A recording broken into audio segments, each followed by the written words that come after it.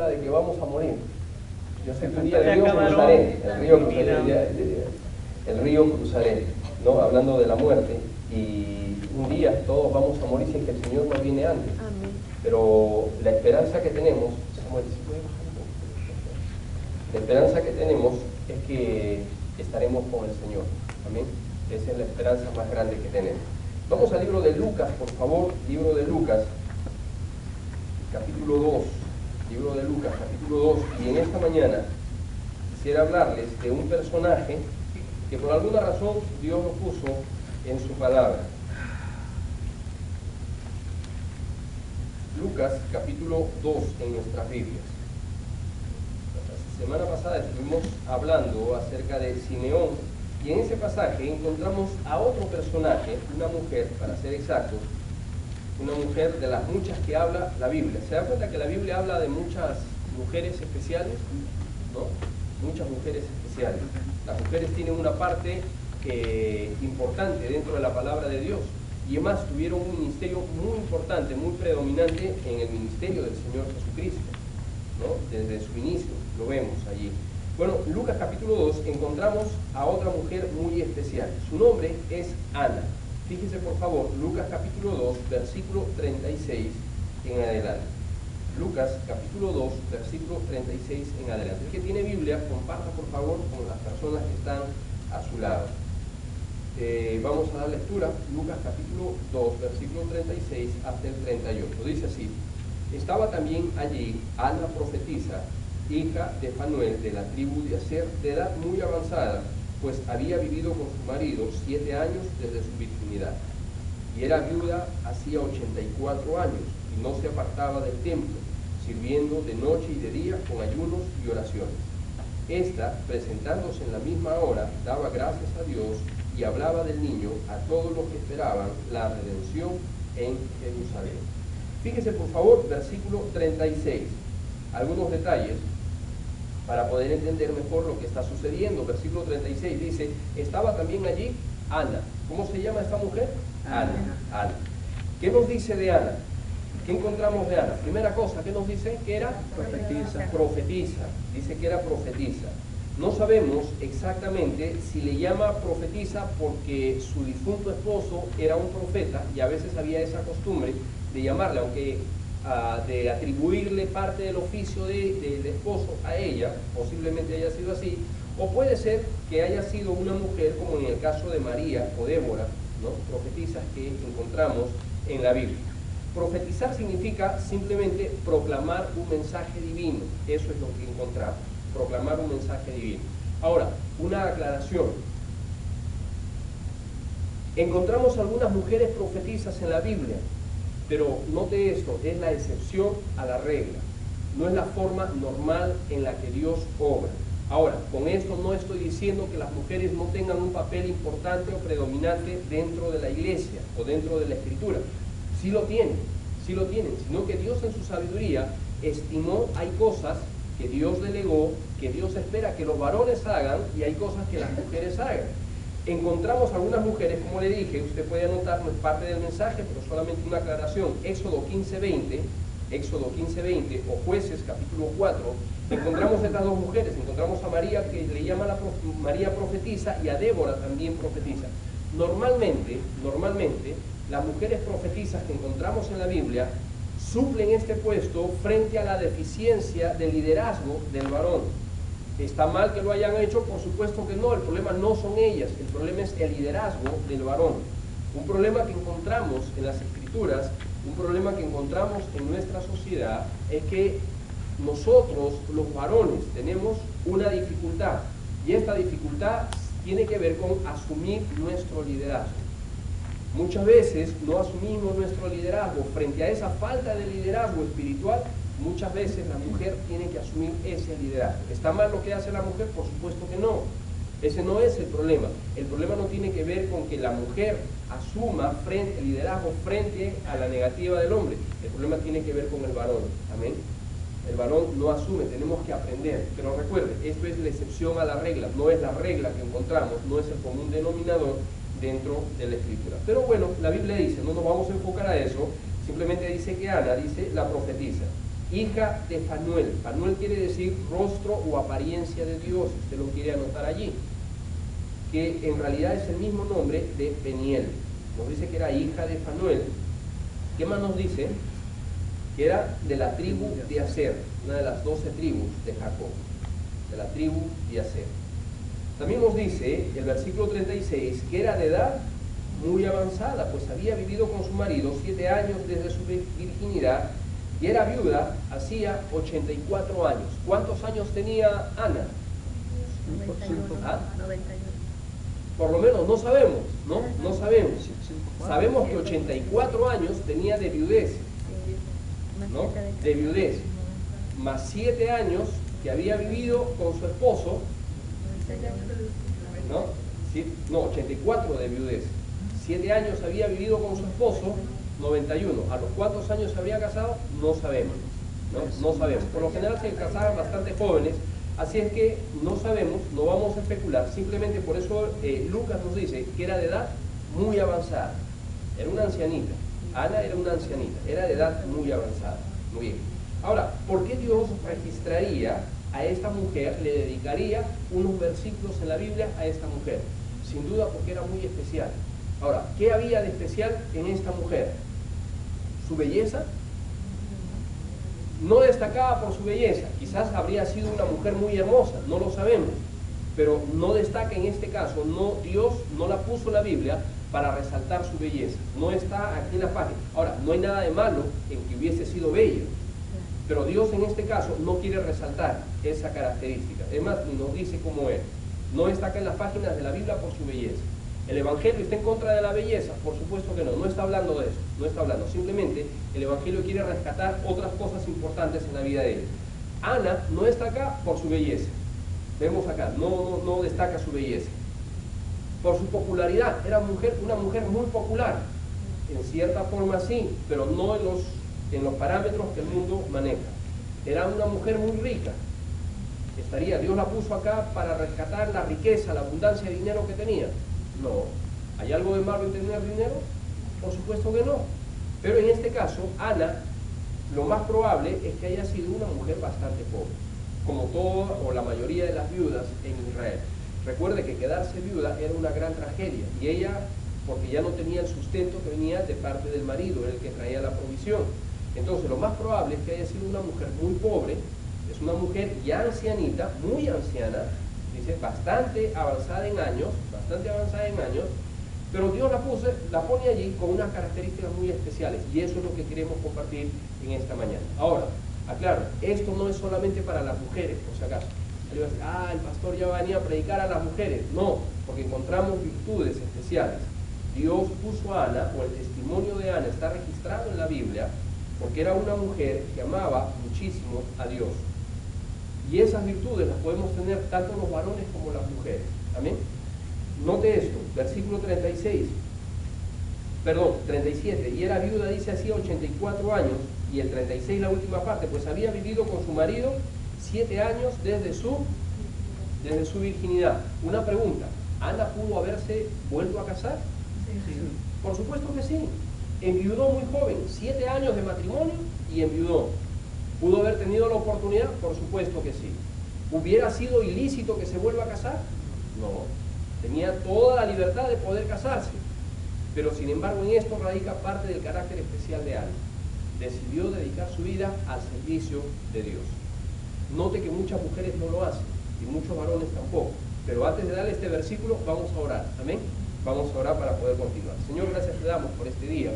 Pedimos que bendigas tu palabra. Ayúdanos a poder imitar y aprender aquellas virtudes piadosas, Padre, de esta mujer tan excepcional como es Ana, y poder aplicarla en nuestras vidas. En el nombre de Cristo, tu Hijo, lo pedimos todo. Amén. Note por favor, pongo una marca allí en este pasaje, porque vamos a regresar hacia nuestro pasaje guía. Vamos al libro de Timoteo. Libro de Timoteo. Viudas era una de las cosas que más abundaba en Israel. Pero no todas las viudas eran como Ana. Por eso vuelvo a repetir, por eso la Biblia registra este testimonio de Ana. Lo más común era lo que encontramos en Timoteo, muy similar a nuestros días. 1 Timoteo capítulo 5.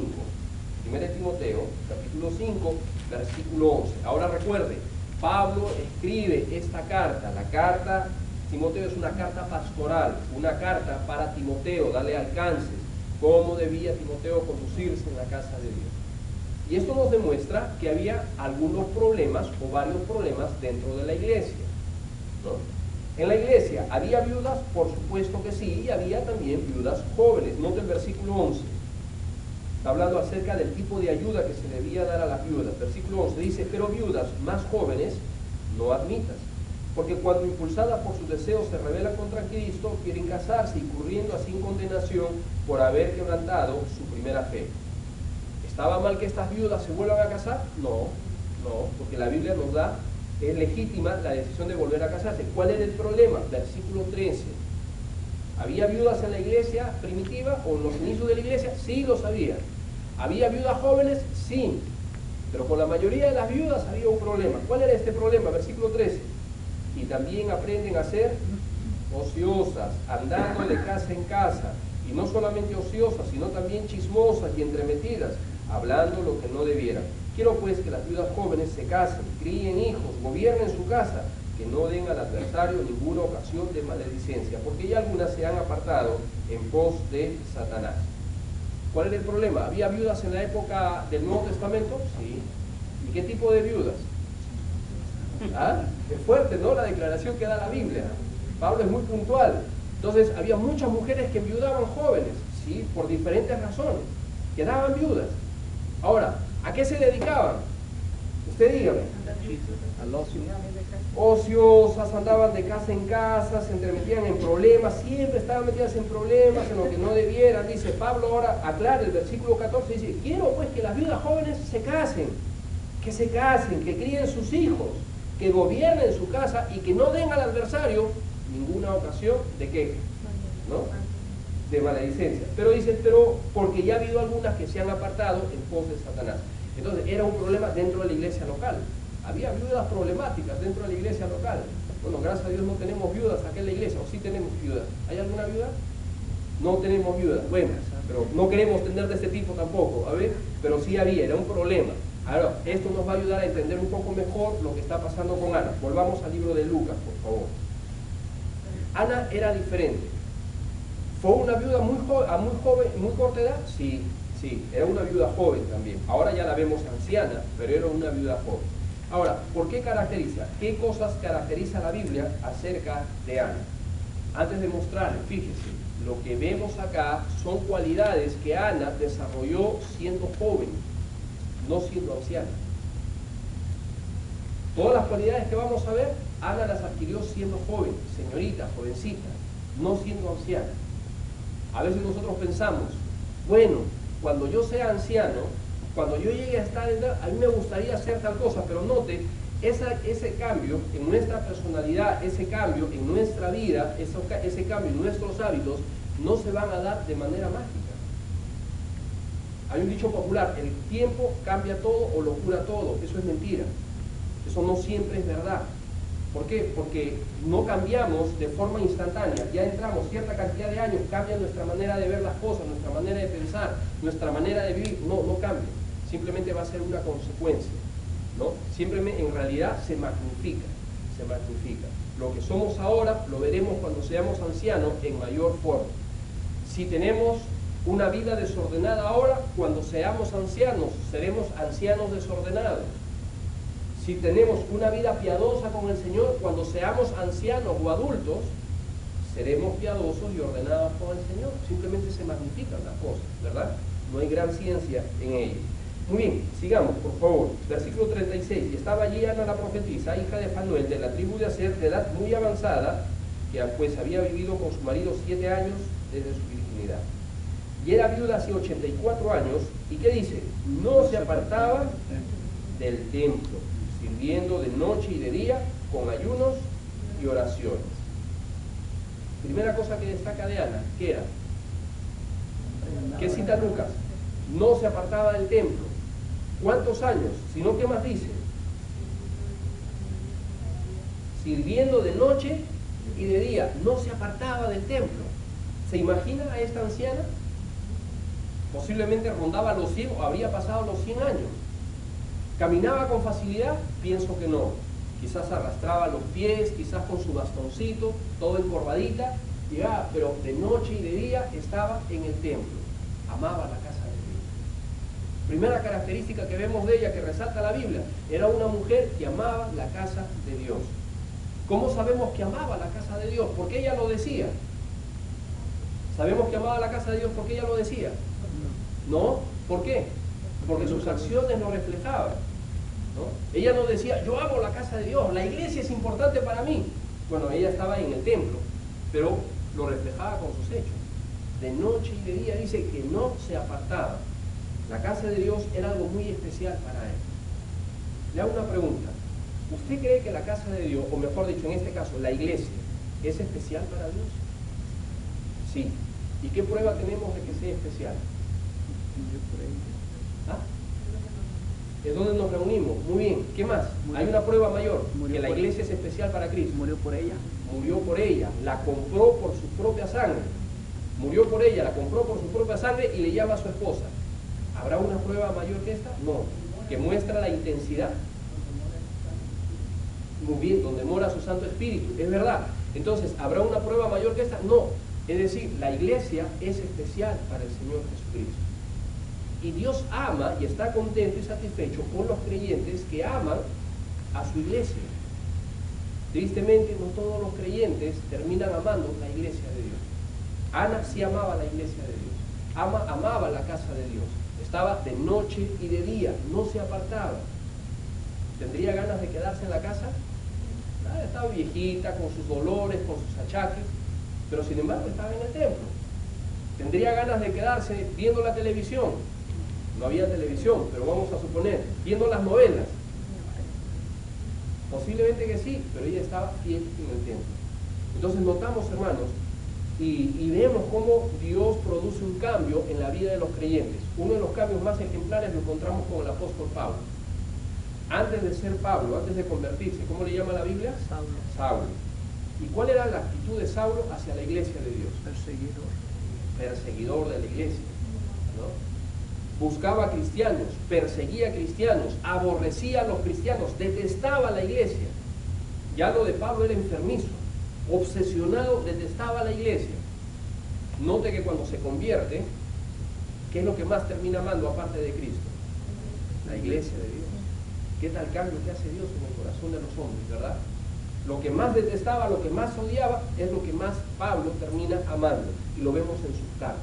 Por ejemplo, cuando escribe la carta a los filipenses, dice, mucho amor os tengo, hermanos, cuánta preocupación, dice, y sobre mí lo que se agolpa, la preocupación por la iglesia, a los santos amados en Cristo, a la iglesia que está en Colosenses, a la iglesia que está. La iglesia llegó a ser parte muy importante para Pablo. Pablo amaba la iglesia, amaba estar con los cristianos.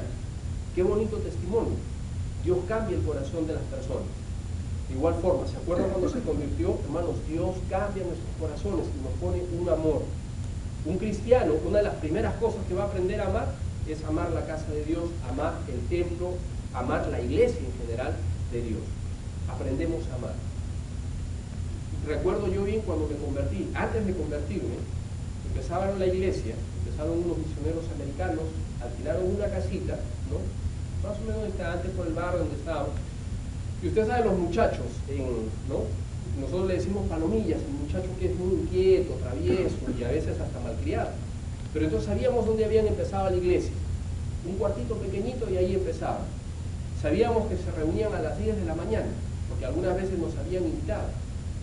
Pero uno como incrédulo, necio, ¿no? Sin darse cuenta, pensábamos que, no, esas cosas como nos habían enseñado malamente, esas cosas son del diablo, vienen acá para cambiar a la gente de religión, ¿no? Porque no son católicos, entonces los veíamos como enemigos.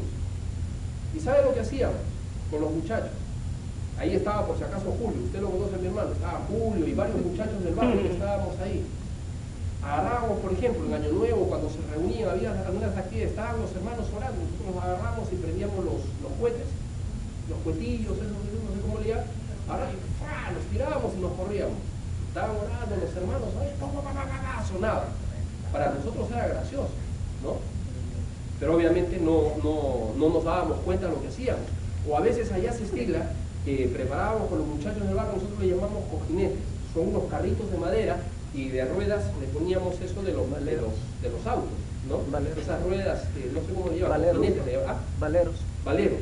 Le poníamos en las esquinas, esas eran nuestras llantas, y ahí, y en las veredas de las casas o en las bajadas, ahí hacíamos competencias, empujaban y los carros, y también cuando se estrellaban en el todo mundo, volando por todas partes.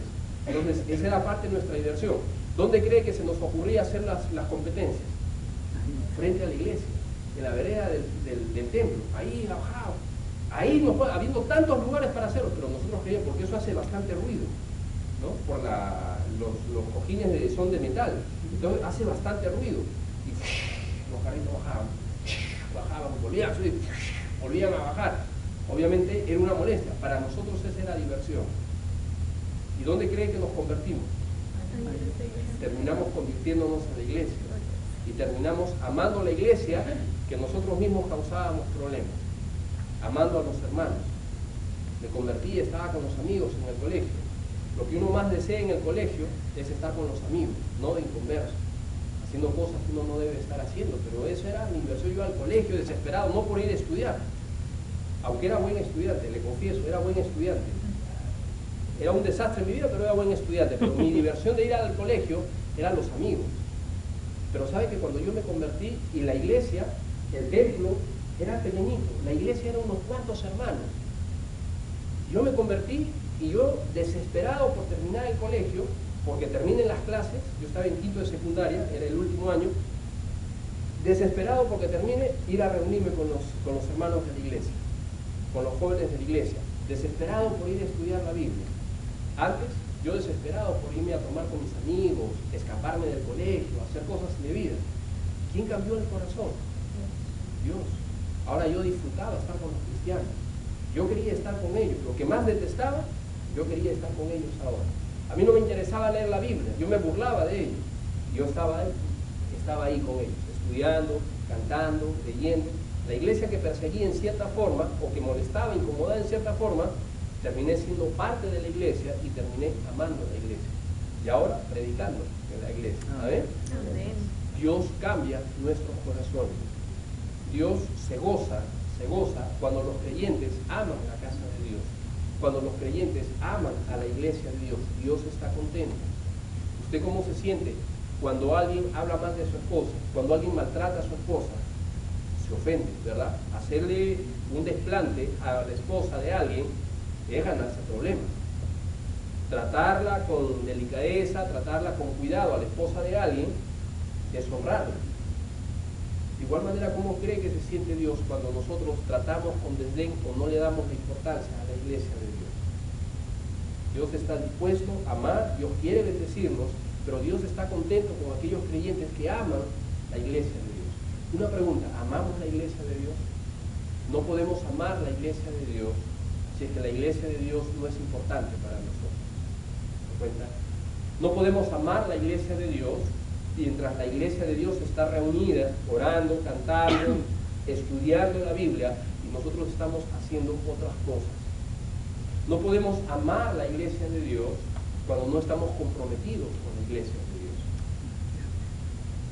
Asistir a la iglesia, asistir al templo, es parte, simplemente manifiesta cuán importante es nuestro amor para la iglesia. Cuán importante es nuestro amor. Es obvio que nuestro trabajo es importante, pero a veces lo triste, hermanos, es que nuestro trabajo llega a ser más importante que la iglesia de Dios. A veces nuestro deseo personal es más importante que la iglesia de Dios. Estamos dispuestos a gastar muchísimo en nosotros y no estamos dispuestos a invertir nada en la iglesia de Dios. Y no estoy hablando de dinero, estoy hablando de tiempo, estoy hablando de cosas mucho más importantes. ¿Amamos la iglesia de Dios? Cuando una persona llega a amar algo, llega a amar a alguien, lo va a amar y lo va a manifestar de diferentes formas. Si yo amo la iglesia de Dios, voy a buscar congregar con la iglesia de Dios. Si yo amo la iglesia de Dios, voy a buscar orar por la iglesia de Dios. Si yo amo la iglesia de Dios, voy a estar y voy a querer estar donde está la iglesia de Dios. Amén. A él nos cuesta el trabajo entender, hermanos, cuando a veces viajamos a algún lugar y no congregamos. No amamos mucho la iglesia de Dios cuando hacemos esto. Viajamos a algún lugar, lo primero que debemos buscar es dónde hay una iglesia, dónde se congregan los santos, dónde están los creyentes, dónde se reúnen. Ay, muy bien, yo voy a estar con ellos. Y después nos vamos a divertir. pero vamos a estar donde están los santos, amén, porque amamos la iglesia de Dios. Ana era una mujer muy especial, amaba la casa de Dios. De noche y de día estaba pegada a la viejita, fiel, hermanita, fiel, de noche y de día, ahí estaba, la primerita en llegar, la última en irse. ¿Qué testimonio? Amén. ¿Qué testimonio? Como siempre nosotros resaltamos, si José puede venir al templo, ¿cuánto más no nos demandará nosotros a Dios? Si José con el clima frío le hace mucho daño a José. Usted lo ha visto muchas veces, y disculpa Joselito que lo mencione, lo hemos visto muchas veces subir los días miércoles las gradas. Hay que subir al segundo piso, usted ha visto, y a veces José con mucha dificultad va subiendo, pero usted lo ve los días miércoles. Usted lo ve guiando, sin licencia. José ya lo han parado cuántas veces. Usted lo ve los días miércoles, con toda la dificultad. ¿Cuánto más cree que, o mejor dicho, tendremos excusa delante de Dios para decir, ¿qué pasó contigo? ¿Por qué no congregaste? Es que yo no podía. ¿Qué nos dirá? Si José podía, tú podías. Amén. Pero es que yo tengo esto, yo tengo aquello. Hermano, todos tenemos cosas que hacer. Ama la iglesia, ama la casa de Dios. Ana lo hacía. Otra característica importante que encontramos. ¿Qué más hacía Ana? Ayunaba y lloraba. Anote por favor Salmo 84:11, para no extenderme demasiado con este punto. Salmo 84:11, anótelo allí por favor. Permítame leerlo. Es un versículo que conocemos, Salmo 84:11.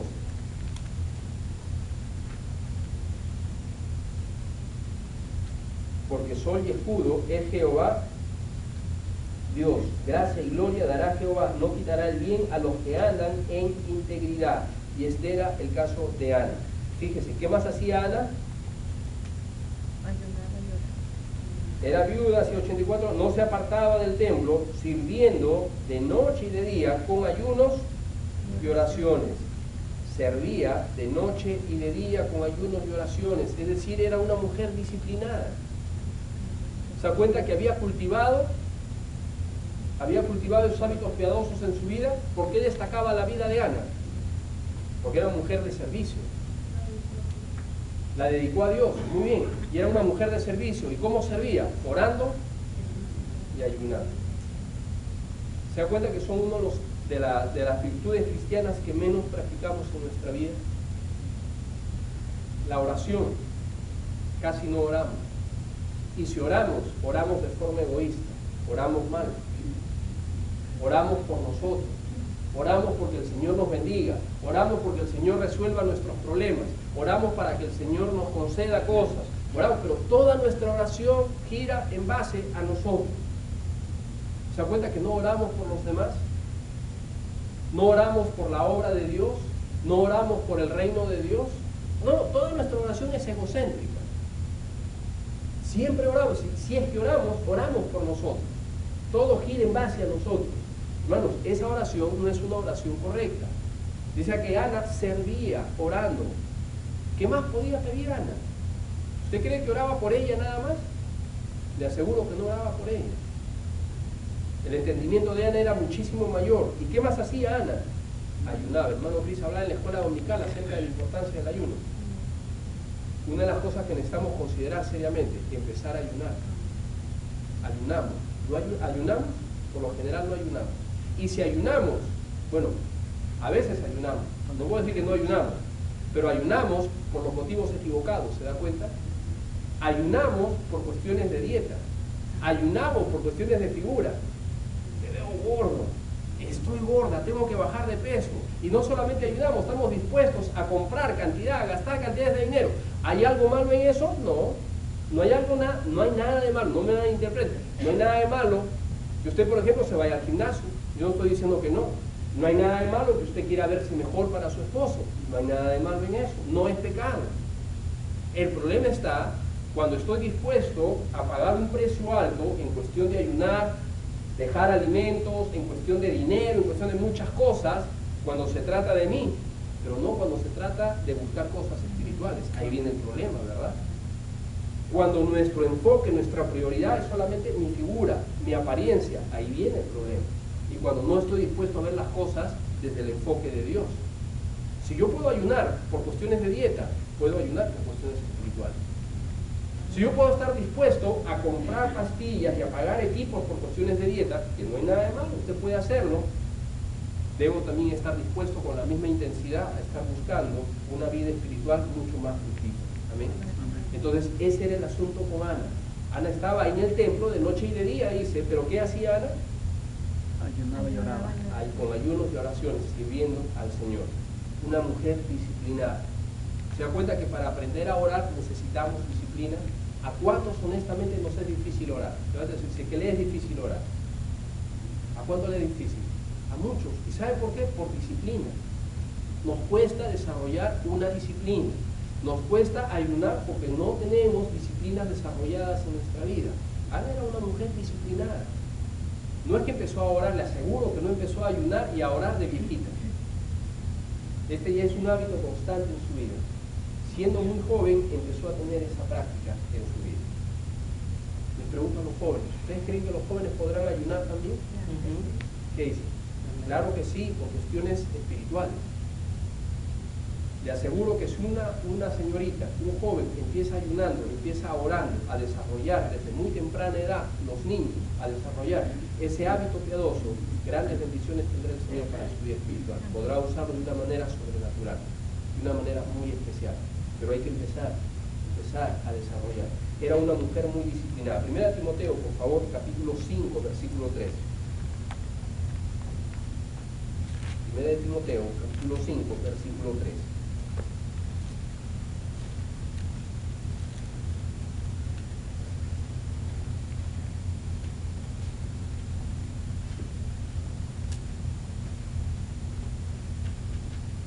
Dice, honra a las viudas que en verdad lo son. Versículo 5. Mas la que en verdad es viuda y ha quedado sola, espera en Dios y es diligente en súplicas y oraciones noche y día. Dice, la viuda que agrada a Dios es la que es diligente en súplicas y oraciones de noche y de día. ¿Cuántos podemos orar? ¿Se da cuenta, hermano, que estamos tan impregnados de una mundanalidad tan grande en nuestra vida, que estamos obsesionados con nuestra apariencia física? Vuelvo a repetir, no hay nada de malo en vernos bien. Lo malo es que desarrollar una obsesión en nuestra vida por la apariencia física. Estamos tan obsesionados con el dinero, estamos tan obsesionados con las cosas materiales, que nos hemos olvidado de las cosas espirituales. Los que tenemos hijos, ¿qué virtudes estamos poniendo a nuestros hijos? Vale la pregunta, vale la pena hacernos la pregunta. ¿Le estamos enseñando a nuestros hijos a orar? ¿Le estamos enseñando a nuestros hijos a ayunar? Posiblemente no. Si nosotros equiparamos, por ejemplo, o ponemos en una balanza, si le estamos enseñando virtudes espirituales, a leer la Biblia, a orar, a ayunar, con la misma intensidad con la que le enseñamos otras cosas, nos damos cuenta que va a haber un desbalance espiritual en nuestras vidas. Entonces nos preguntamos por qué, o después nos vamos a preguntar qué pasó, qué sucedió. Pero es lógico, si nosotros tenemos a un niño y lo vamos inyectando todo el tiempo de que se vea bien, cómo verse bien, le damos todos los tips y todos los secretos para que sea una persona que triunfe dentro de la sociedad sin Dios, de que use esto, que esta marca, que esto, que acá, y lo vamos rellenando, le vamos enseñando cómo vestirse, que se vista a la moda, que se vista de esto, que se vea acá. No hay nada de malo con eso, pero el problema es que le vamos creando toda esa obsesión y no le vamos enseñando a leer la Biblia, no le vamos enseñando a orar, no le vamos enseñando acerca de misiones, no le vamos enseñando de cuestiones que tienen que ver con la obra de Dios. Después nos preguntamos, ¿cuál va a ser el resultado natural? Lo que nosotros empujemos. Lo que nosotros empujamos, eso es lo que vamos a obtener. Si yo a mis hijos les meto todo el tiempo les ando hablando de modas y modas y modas, ¿cuál va a ser el resultado? Usted dígame si ese muchacho o esa muchacha va a ser una persona espiritual. ¿Será una persona espiritual? No. ¿Qué va a ser una persona espiritual si todo lo que el papá y la mamá le va metiendo son modas? Si todo lo que el papá y la mamá le va metiendo es sensualidad, sensualidad, sensualidad, ¿va a ser un muchacho espiritual? No, no va a ser un muchacho espiritual. Pero si nosotros le vamos hablando acerca de la Biblia, le vamos hablando acerca de cuestiones espirituales, esas son las virtudes que vamos enfocando en su vida, eso es lo que nosotros vamos a llegar. Ana no se convirtió, no fue espiritual, no aprendió a ayunar y a orar de viejita. Desde muy joven, solita. Quedó viuda, decidió dedicarse, dijo, ¿tengo la oportunidad de volverme a casar? Por supuesto que sí, pero no lo voy a hacer, me voy a dedicar al Señor. ¿Hay otras viudas que andan ahí descarretadas? Sí lo hay. ¿Hay otras viudas que me andan invitando a las fiestas? Sí lo hay. ¿Hay viudas que andan buscando ya el esposo, el novio? Sí lo hay. Pero dicen, no, yo voy a buscar y voy a enfocarme en las cosas de Dios. Eso es lo que hizo Ana, ¿verdad? Finalmente, fíjese por favor, dos cosas más. Volvamos a Lucas, porque ya el tiempo se nos va. Ana es una mujer que ama la casa de Dios, es una mujer disciplinada, y también note, versículo 38, esta presentándose en la misma hora, daba, ¿qué dice? Gracias a Dios. Daba, ¿qué cosa? Gracias a Dios. Una viejita de casi o más de 100 años dando gracias a Dios. ¿Es importante eso? Sí, porque Dios lo puso allí. Es decir, era una mujer agradecida. Hermano, ¿sabe qué grato es conversar con una persona agradecida? Qué impactante es conversar con una persona agradecida. Y qué triste es conversar con una persona amargada. Ana, ¿tendría razones para vivir en amargura? Sí que las tendría. Ana, ¿tendría razones para pensar que su vida fue un desastre? Sí que las tenía. Podría decir, pero ¿por qué a mí? Yo veo a otras personas, mi prima Pochita, mi prima esto, no, podría mencionar cantidad de gente. Ellas sí se casaron, ya son viejitas y están con su esposo. No quedaron abandonadas. ¿Por qué me tuvo que pasar a mí?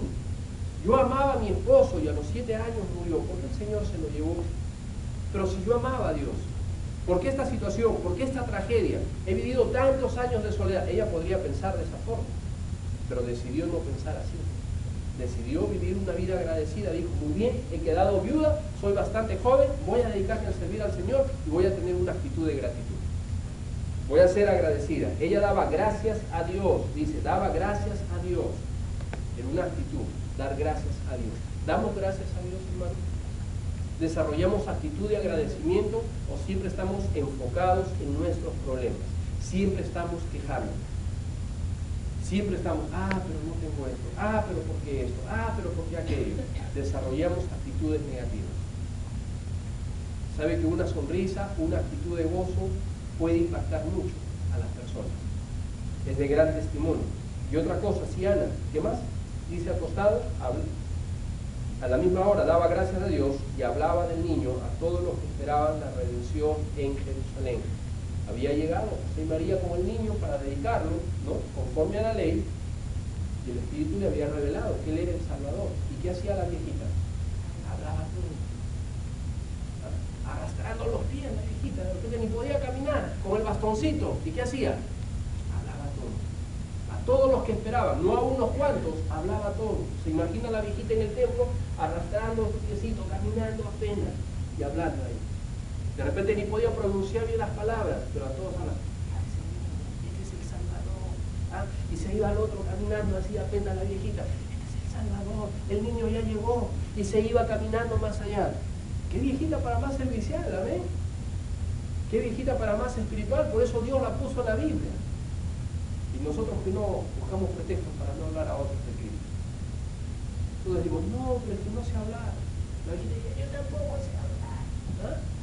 Ni dentadura tenía la viejita, había perdido todos sus dientes, le aseguro. Y estaba hablando de Cristo. Estaba hablando de Cristo. A todos, dice, a todos. Iba y hablaba del Mesías a todos. No tenemos pretexto. Esta mujer amaba a Dios. Amaba a Dios.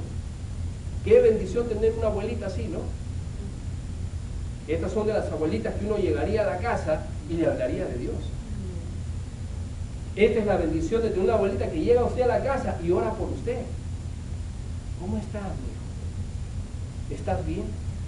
Sí, abuelita. No. te hablo de eso. ¿Cómo está tu vida espiritual? Déjame compartir un versículo de la Biblia. Quiero hablarte de Dios. Quiero rogar por ti. ¿Qué estás haciendo, hijo? Estas viejitas, esta abuelita es una maravilla, sería, ¿verdad? Cuánta bendición. Quizás nosotros no tuvimos ese tipo de abuelitas porque no conocían al Señor. Pero recordemos, tanto usted y yo, tarde o temprano, si el Señor no viene antes, nos convertiremos en abuelos. ¿Ah? ¿No les gusta varias semanas? Pastor, no me diga eso, soy bastante joven. Bueno, una abuelita joven, no, una abuela joven, un abuelo joven. Pero tendremos nietos, Dios mediante. ¿Qué tipo de abuelos seremos para ellos? ¿Seremos de esos viejitos renegones? ¿Seremos de esos abuelos que todo les molesta? ¿O seremos esos viejitos que siempre están dando gracias a Dios? Esos abuelos, como Ana, daba gracias a Dios. ¿Seremos del abuelo que siempre está testificando, hablando a otros de Cristo? ¿Seremos del abuelo que está con los nietos enseñándoles de la Biblia? ¿Seremos del abuelo que está siempre tratando de corregir a los hijos diciéndole, no estás haciendo bien las cosas bíblicamente? Déjame decirte cómo tú tienes que criar a tus hijos. ¿Qué tipo de abuelos seremos? Esos son los abuelos que necesitamos. Amén. Pero sabe que eso no va a venir de la noche a la mañana. No es que ya a partir de los 50 empezamos a cambiar y nos da ganas de leer la Biblia. A partir de los 60 entramos como que nos entra una necesidad de orar.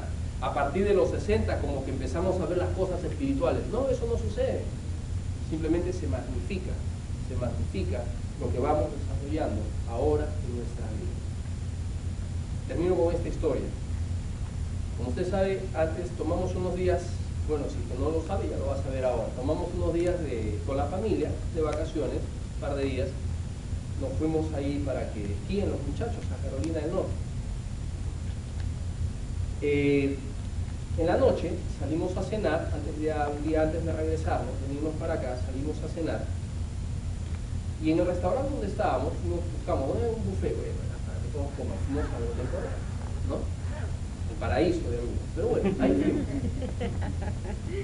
Y una viejita, tremenda, una mesera se acerca, una señora mayor, muy dulce, ¿no? Nos atendía, conversando con Gabriela, le digo, debe ser cristiana, te aseguro que es cristiana. Nunca dijo nada, pero se le notaba algo especial. Yo he descubierto algo, con algunas personas suele ser algo especial. Usted no va a hablar, no va a decir nada, usted va a decir, tiene que ser cristiana, algo tiene, amén, tienen algo. Entonces yo dije, debe ser cristiana.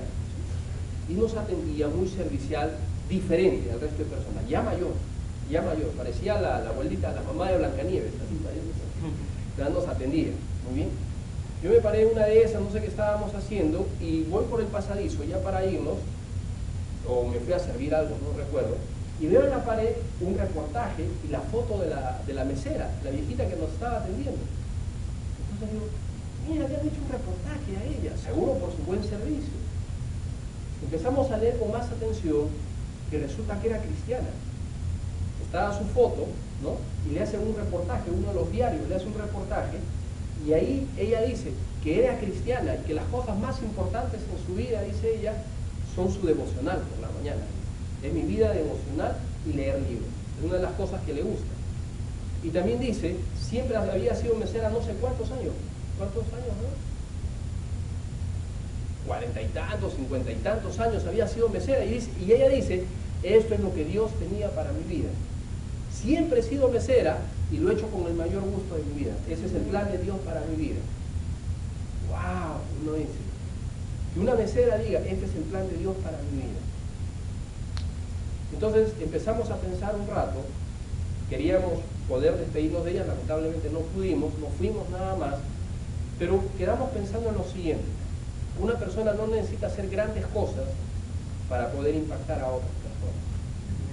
Una mesera. Uno diría, ¿cómo una mesera? El apóstol Pablo ya sería una cosa, Ana en el templo sería otra cosa, pero una mesera, y que una mesera le diga, esto es el plan de Dios para mi vida. Siempre he servido a las personas, me gusta estar en contacto con las personas, dice. Sin decir nada, con su sola presencia, con su testimonio, le aseguro que esta señora va impactando, o esta hermana va impactando a mucha gente. Sin decir nada, le hicieron un reportaje y le hicieron más pública que cualquier otra persona. Y sacaron a reducir su testimonio. Es decir, esta persona, esta hermana, esta ancianita, ¿a cuántas personas no habrá impactado en su vida? No lo sabemos. Pero sin duda que con su gentileza, con su sonrisa, con su testimonio, pudo haber impactado a muchísimas personas y hasta le hicieron un reportaje. Y no necesita decir nada porque ahí está todo clarito, ahí está escrito y la gente pasa y lo lee en el restaurante. Es decir, pusieron su testimonio en el restaurante donde va muchísima gente ahí. ¿Qué más? A ver, mire lo que Dios hace. Entonces, cuando una persona, simplemente necesitamos hacer lo que Dios nos ha encomendado hacer. Por muy simple que sea, por muy insignificante que parezca, cuando lo hacemos con amor en el Señor, Dios lo bendice y Dios lo puede usar de una manera tremenda. Amemos la iglesia de Dios como Ana lo hizo. Desarrollemos virtudes especiales, seamos agradecidos con Dios. Desde ahora aprendamos a cultivar las cualidades que queremos tener como abuelos el día de mañana. Tenemos algunos hermanos que ya son abuelos, ¿no? Ya son abuelos, ya tienen nietos. Qué lindo ejemplo tenemos acá en la vida de Ana. Que el Señor les bendiga, que sigan siendo abuelos de mucha influencia. ¿Saben que a veces los abuelos terminan teniendo más influencia que los propios padres? Eso fue mi caso, mi abuelo era incrédulo, pero sin embargo fue la persona que más marcó mi vida, o una de las personas que más marcó mi vida. Y siendo incrédulo, pero era el abuelo. Entonces el abuelo tiene una importancia muy grande, muy preponderante dentro del desarrollo de la vida cristiana. Seamos como Ana, amén. Por eso Dios la puso en las Escrituras. Vamos a ponernos de pie, por favor, para poder orar. Puestos de pie, con los ojos cerrados, vamos a orar.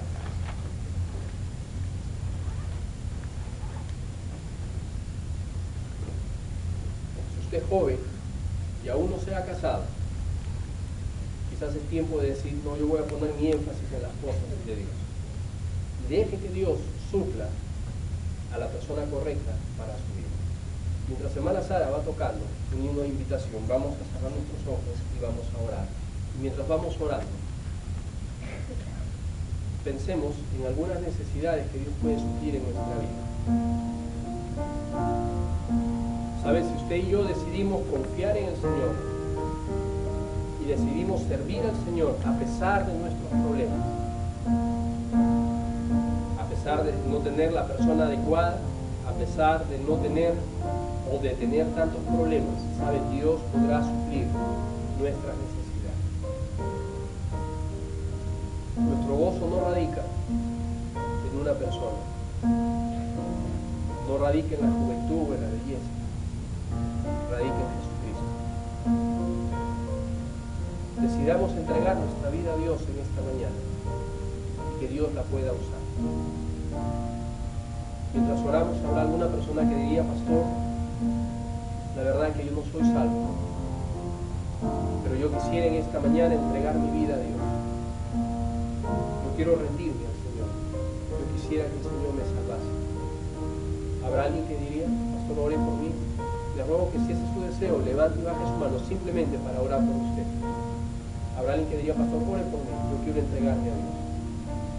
Yo quiero dejar de luchar con Dios. Yo quiero dejar de pelear con Dios. Quiero amar a Dios. Me arrepiento de mi pecado. Me arrepiento de mi maldad y quiero entregar mi vida. Quiero que Cristo cambie mi vida. ¿Habrá alguien? Levante y baje su mano para orar por usted. ¿Sí? Creyente. ¿Qué tipo de abuelo? ¿Qué tipo de abuela deseamos ser? Joven, irá tras las pasiones, tras el desorden, tras la vida de pecado, o decidirá esperar que Dios supla la persona perfecta para su vida, el plan perfecto para su vida.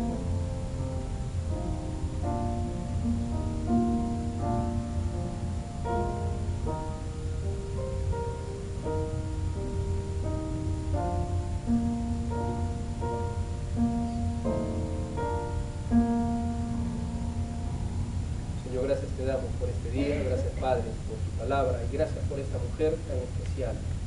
Gracias por darnos el testimonio de Ana en tu palabra. Ayúdanos a poder aplicar estos principios bíblicos. Te pido por cada persona en esta mañana reunidos, que nos ayudes a poder ser los cristianos que debemos de ser. En el nombre de Jesucristo, tu Hijo, lo agradecemos, lo pedimos todo. Amén. Hermanos, así puestos de pie, vamos rápidamente a los hermanos que van a recoger la ofrenda. Gracias por su asistencia. Nos quedamos de pie, los hermanos que van a recoger, por favor, las ofrendas, se preparan.